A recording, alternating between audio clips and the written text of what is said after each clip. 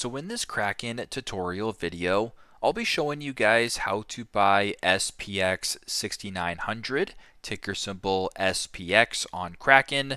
Once Kraken's opened up, go to the bottom, press on Explore. In the search bar at the top, go ahead and type in a ticker symbol SPX, and then select SPX6900.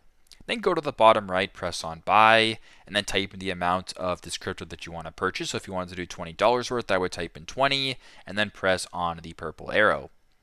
Once you're on this page, you can review the amount that you're purchasing, the price, the fee that you're paying, the total, as well as the payment method. And if all looks good, press on the purple confirm button to proceed to the next steps of the transaction. So that is how to buy SPX 6900 on our ticker symbol SPX on Kraken. Thanks again for watching, and I hope this video helps.